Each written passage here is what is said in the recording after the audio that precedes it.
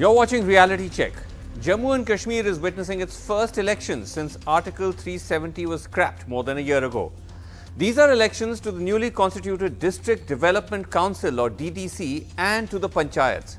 And already it's turned into a political war. Kashmir's mainstream parties like the National Conference and the PDP, which have so far boycotted local polls, have chosen to fight these elections as the newly formed Gupkar Alliance, which is seeking the restoration of Article 370.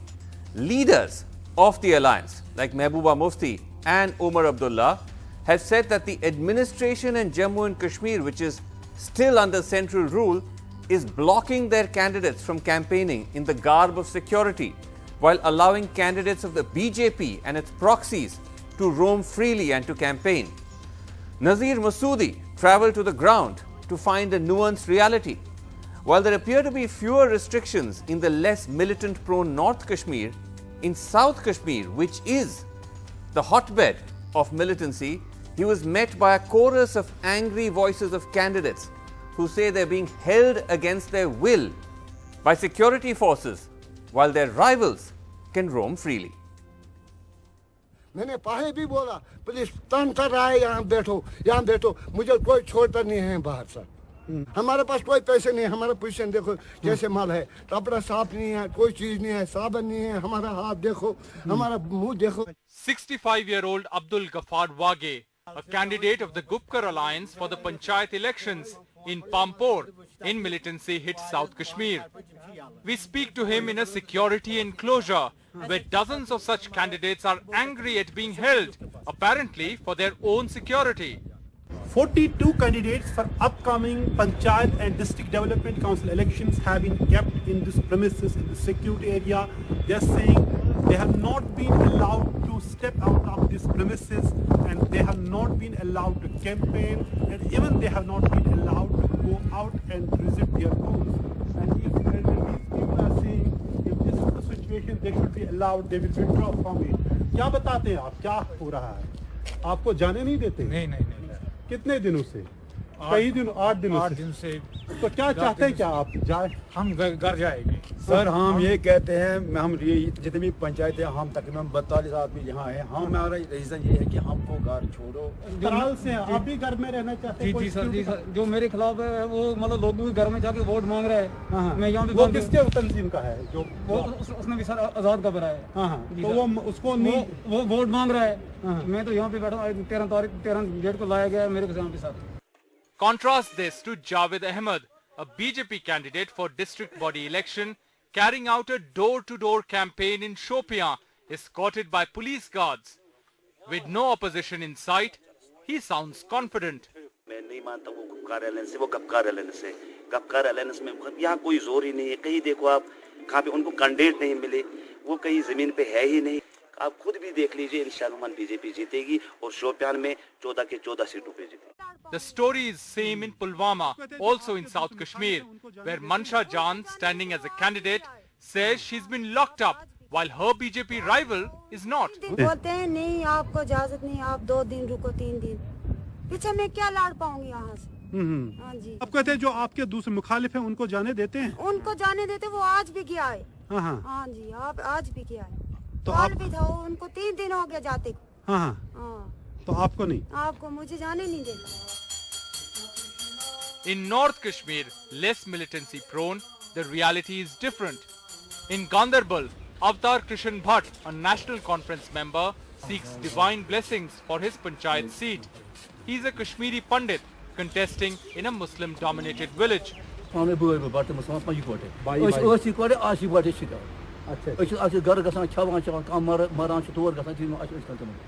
His neighbor and candidate for another panchayat seat says he will withdraw if government tries to confine him. Security में लिए तो फिर कहाँ campaigning कर सकते? फिर तो हम फार्म ही वापस निकालेंगे। कोई जरूरत नहीं है। तो आप कहते हैं आपको सिक्योरिटी की कोई जरूरत नहीं? किस लिए? हमारे गांव में किसी के पास सिक्योरिटी नहीं है। हमको किस लिए? हम ऐसे घूम सकते हैं, हम लिख के दे सकते हैं, हमको सिक्योरिटी जरूरत नहीं है, फिर भी जोर से लेते हैं। हम मरने के लिए यहाँ नहीं आए हैं। With Nazir Masoodi in Srinagar, Rohit Wellington for NDTV.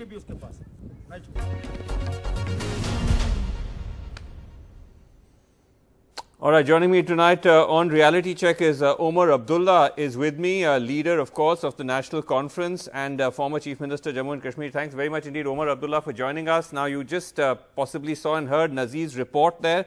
Of course, Nazir could only go to some places, and he did sense this difference between North and South Kashmir. But you would have information coming in from a much wider spectrum of your candidates or Gupkar Alliance candidates. How widespread is this phenomenon that they are being held while the BJP and its proxies are allowed to campaign? And also, have you complained to this to any officialdom? This situation that Nazir has reported has actually been in existence for more than a week now. And we are trying to knock on doors in the government, but so far without any success, because all we are told is that they're being kept for security reasons and they're free to campaign, which is a blatant lie. Unfortunately, after the 5th of August last year, if there's one thing the administration in Jammu and Kashmir has learnt, it's to tell lies, and to tell lies with an absolute straight face. They have done it relentlessly since the 5th of August 2019, and this is just another shining example of the lies that this administration is telling.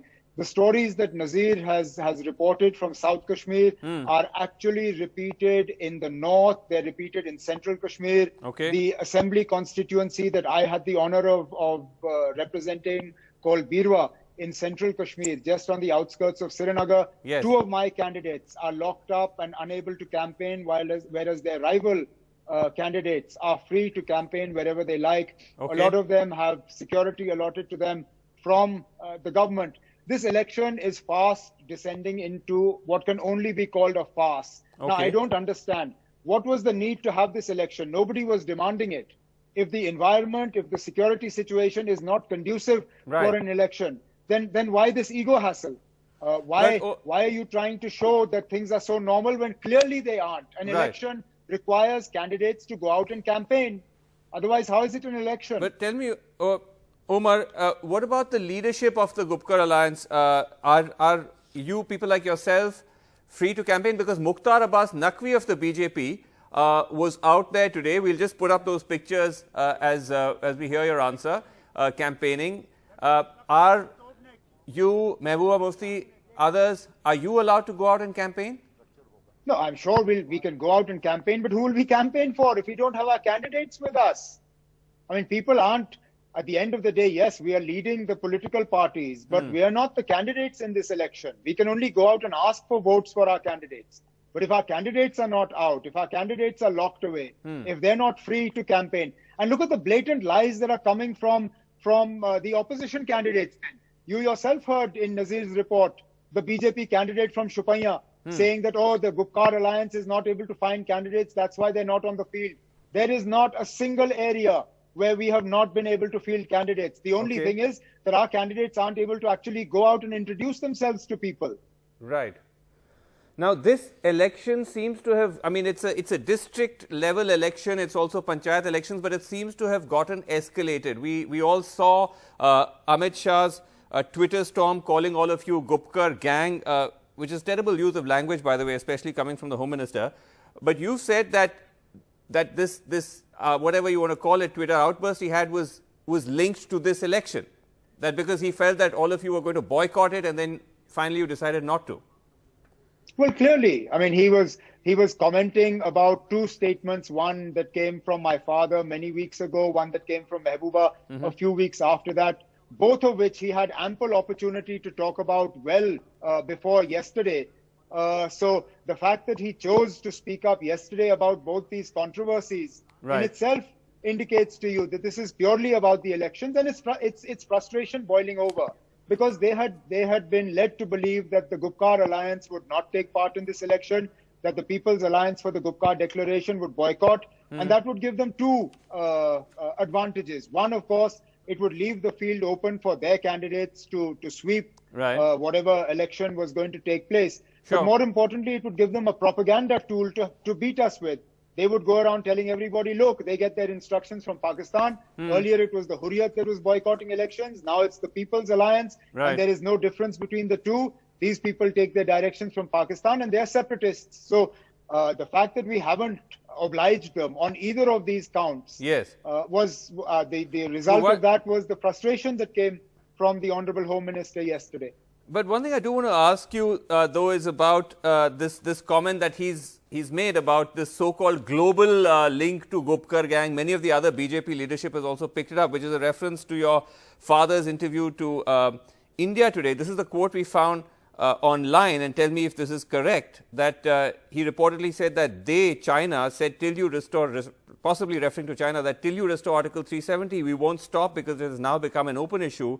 May Allah wish that our people get help from their might, again possibly referring to China, and that our Articles 370 and 35A get restored. Did he say this? He was referring purely to Allah helping the people of Jammu and Kashmir get back what was snatched from them on the 5th of August 2019. Okay. It suits the BJP to twist those words around to create a narrative which they then sell in the rest of the country. They've used it to browbeat the Congress very effectively. The Congress, which was a founding member of the People's Alliance for the Gupkar Declaration, is now too afraid to openly come out and to be a part of this alliance simply because of the propaganda machinery of the BJP. So I mean, those statements have been he was not explained referring and to China. Your adequately father already. I'm not going to get into that again. Okay. Okay. But just one thought that struck me, Omar, which is that given the connotations around Gupkar, the term Gupkar, and the possibility that it could now be...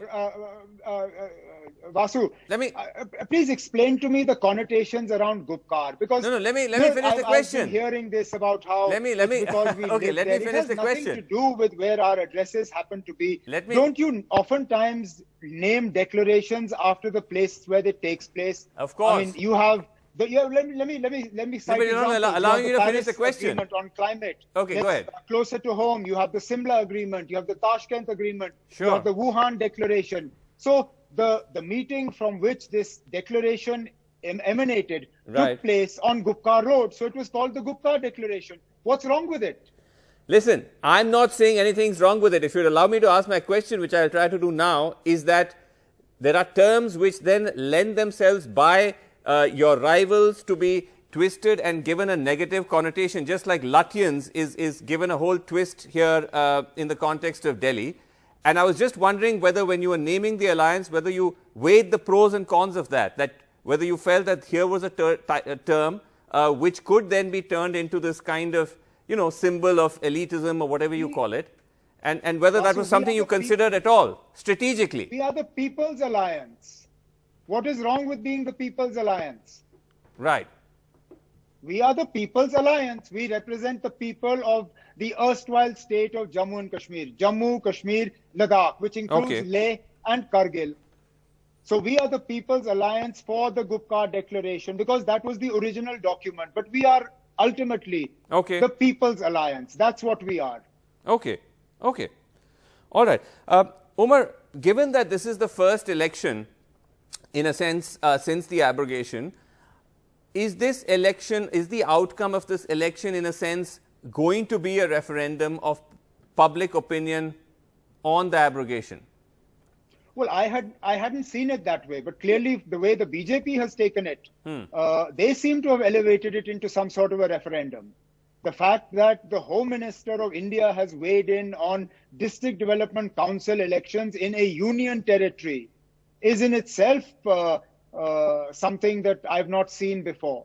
And then union ministers coming and campaigning for District Development Council elections, again in a union territory, I've not seen before. So it's not the People's Alliance that has elevated this to some sort of referendum. It seems that the BJP wants it to be a referendum. And if that is the case, then so be it. I'm not averse to that. Okay. But you'd said, quite some time back, that you will not contest elections till statehood is restored to Jammu and Kashmir. We don't know when elections, if at all, will be held in Jammu and Kashmir, but as and when they do you still stand by that? This is not about my election. This is as far removed from my election as it is possible to be. These are district development council elections. Why are we confusing the two? No, I'm just asking. I have no intention of fighting elections for the foreseeable future. But again, that is irrelevant to what we are currently engaged in, which is the district development council elections. Okay, fair enough. But what would you say that to your critics who would say that the decision initially by the People's Alliance was not to fight these elections, but then you were worried that this may push you into a kind of political irrelevance, and that's why you changed your mind? Really? And where are they privy to these discussions? Because I have been a part of every single meeting of the People's Alliance. Okay. And I don't recall a single meeting where the decision not to participate in these elections was taken. Okay. So it was, you were always, this is clearly the figment of somebody's imagination. Obviously, we always had the option of not contesting. That option is available to everybody, but it is not an option that we considered, and it is not an option that we exercised. Right. So in conclusion then, as we stand today, when you look at the way this has actually played itself out, you know, the fact that there's all this conflict over candidates not being allowed to go out and all of that, how do you see this shaping up? You said you have raised this with authorities, but frankly, which authority really is there in Jammu and Kashmir to address this? Well, none.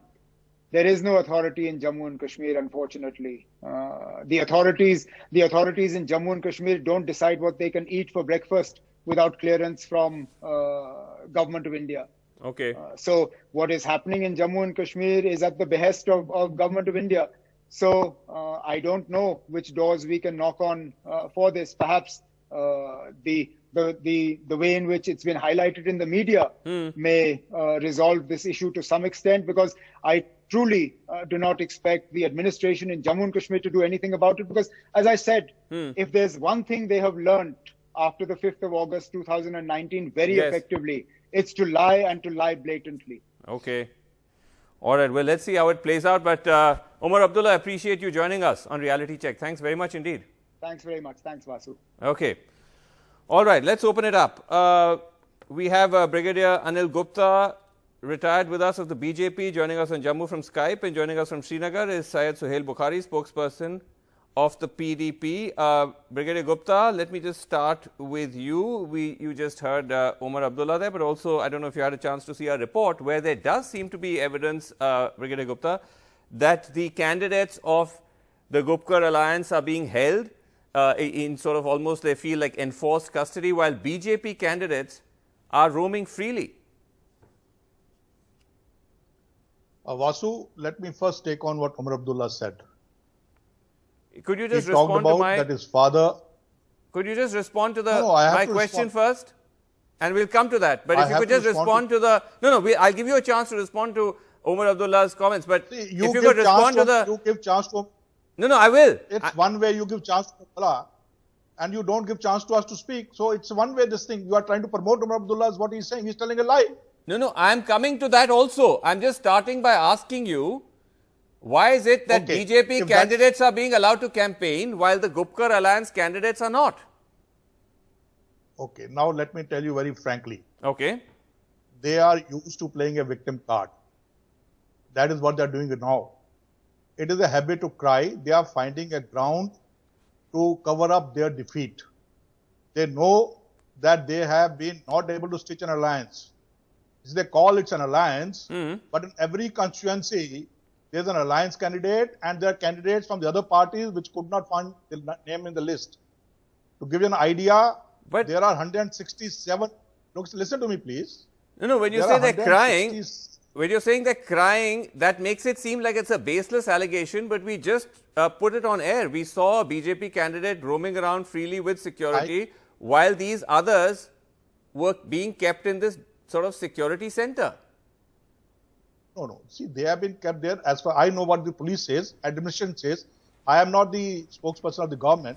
I only know this much what I have heard and seen. Yeah. They are being kept there for security purposes. Whether they are being taken or not, they are going to their constituencies, I can't comment. I can get 10 people like this to front of camera and make statements. I don't believe in that. No, you can't. No, hold on. We have not. Yeah. You can't just dismiss. You know, one can't just dismiss facts in that casual way. These are candidates. These are candidates. They have been held, and we've also seen the BJP candidate from Shopia wandering around with security and saying, "We're going to sweep this election." So he had a security beforehand. Only he was the BDC chairman. He had a security. What is different in that? And these people also have been provided security. It is for the security that they have been kept. That's what the police says. Okay, let's just They have not. Listen to me. Let's just get Sohail Bukhari to respond to that. Let me just get Sohail Bukhari to respond to that. Oh, Vasu, let me say complete. They have not announced names of the candidates also. Nobody knows who's the candidate. Okay. Sohail Bukhari. Okay, Sohail Bukhari, respond to that. Well, Vasu, I'm really happy for you. Thank your stars that you've all not been made a component of the Gupkar alliance, as they say, the Gupkar gang. For your reporter has gone on the ground and reported the things as they were. I mean, there's very little that any sane, rational person would have to say based on that report, other than, making it absolutely clear that there is a clear-cut policy on part of the government to ensure that the alliance candidates for these DDC polls are kept away from people. They're not allowed to campaign, while others like BJP and their proxies or their B teams are given a free run. But But the Brigadier says this is all of you just using this as an excuse, that you're just of the fact that you don't really have any support on the ground. Well, that is whether we have a support on ground or not would be open to public scrutiny on the day of polls and on the day of results. But as of now, the facts remain that they are being given a free run with all the security bandobast, and these candidates, they have been locked up. Now, there could be only two things. One, either the security situation is really bad, as they are, representing it to be. Then why did they call for the elections in the first place if that was the situation on ground? Let me ask Brigadier Gupta that, because that's a point Omar Abdullah made as well. Brigadier, if the security situation was so terrible, why or so worrisome, why have these elections at all right now? No, it's not terrible. The administration has taken a decision. I'm very sure they have gone through all pros and cons. And it's a fair decision they have taken. But then, why are candidates being kept under lock and key? If the situation was normal, why not allow them out? They're being kept there as we just saw. That you can ask the spokesperson of the government. I cannot comment on that. As I told you, I don't believe these things because I can use 10 people like this in front of camera and make statements. On your channel itself, you had shown Soz under arrest and climbing from his wall. And later on, the government came out very clearly that he's not under detention. He's telling a lie. So therefore, I don't believe such things. You don't think, you're saying no candidates in Jammu and Kashmir in these DDC and Panchayat polls, nobody is being kept under, under security forces, being contained or held by security forces? That's just not true. That's fake news. Security forces are not involved at all in this. It's the JK police. Well, army has got nothing to do with this. When I say security forces, no, that's nitpicking. Whether we talk of police or I'm not talking necessarily of that. I'm saying it's army. No, when you say security forces, it means army also. And army, you are sending a wrong message. Army is not involved in this election. Sir, now you're splitting hairs. I'm just saying you're denying the fact that candidates are not being allowed to go out by the police. You're saying that's not true. I have no idea of what they are saying. I have my idea. My candidates, our candidates are moving around. So I have no objection. I have got any complaint from our candidates. I see. Vasu. Yes. Well, I have a couple of things to say. One, there seems to be absolute confusion as far as Brigadier is concerned. On one hand, he says that whatever the decision the government has taken, it's absolutely fair. In the same breath, he says he cannot speak on behalf of the government.